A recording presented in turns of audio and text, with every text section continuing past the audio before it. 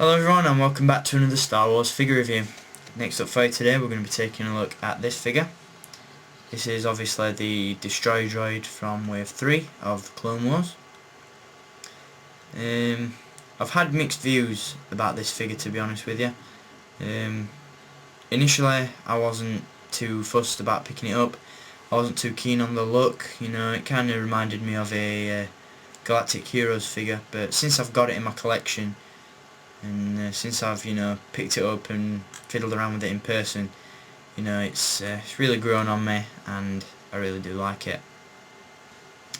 First and foremost, let's take a look at the box that this one comes in.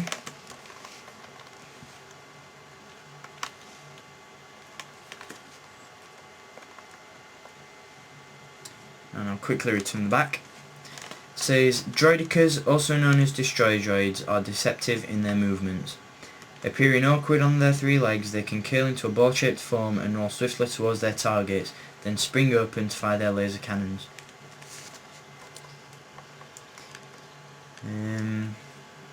Someone commented my C3PO review asking what this writing was in the black part of the box. That just says product not available in all countries, and it's just the same thing over and over again in different languages, so nothing really worth noting with that, but I thought I'd clear that up for a few people. This was the final figure that I needed to complete Wave 3 of the Clone Wars line, so I do have all of the figures from that wave now, and I'll be reviewing the last one from that wave after my 300th video, so stay tuned for that one. Anyway, on to the Destroy Droid itself. As I said, I had mixed views about it at first. I mean, I've never been a huge fan of droids or separatists as a whole, but I must say that some of the separatist figures that have been churned out of the Clone Wars line are really growing on me. I mean, I really like the Super Battle Droid figure that they've done. The RG-86 droid is phenomenal, and the Battle Droids are pretty good as well. And obviously Dooku and Ventress are two of my favourite figures from that line anyway, so really quite growing on me.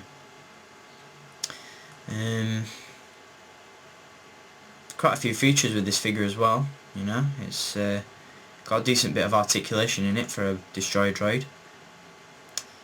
It's got swivel shoulders at this joint there, and they're also ball hinged, so you can move the arm up or down. It's also got ball hinged, oh sorry, not ball hinged, just hinged elbows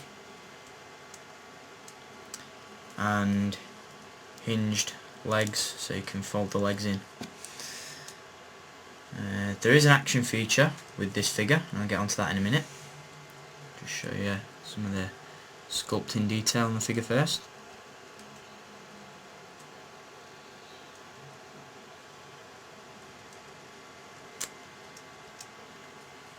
As I said, it's got an action feature, and I'll just demonstrate that for you now. If you press down on the Droideka's head, like that, then the head will clip into place and it will be like leaning forward, like so. If you then take the arms, like this, and fold the arms inwards, then your Destroy Droid will look like that. And then if you come around the side of the figure, you'll see a small button just there, and if you press that, then the droid will spring open into attack mode, and I'll show you that now. There you go.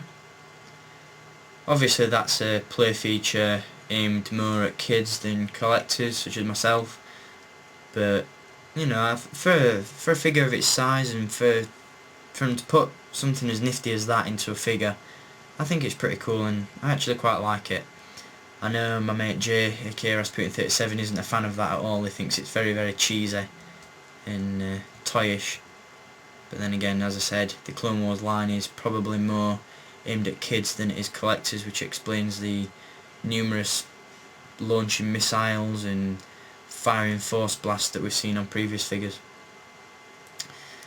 Just demonstrate that action feature for you again. There you go.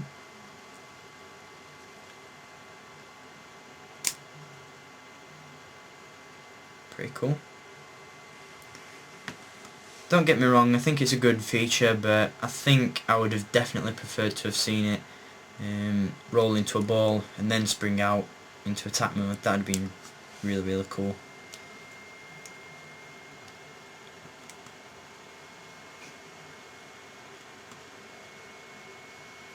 So there's the Destroy Droid.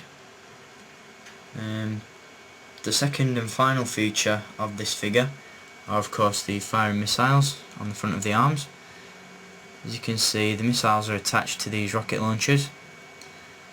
Best part about this is that if you're not a fan of, you know, launching missiles and rocket launchers and all that kind of stuff, you can actually take these off and just have the droid as a normal Destroy Droid. I actually prefer it with the rocket launchers on because it gives it a bit more feel, you know, adds something a little bit more to the figure. But you know, if you're a purist, then you're probably going to want to take them off. Just have it like that.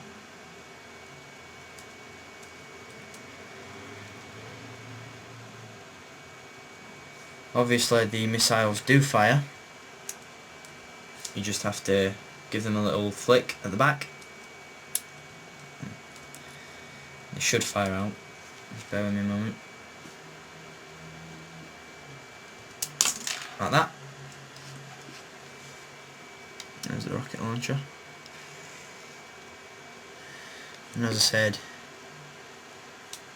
you can remove them should you wish, but I personally think that that looks a lot better with them on. Makes it look a lot more menacing. But as I said, mixed reactions about this figure.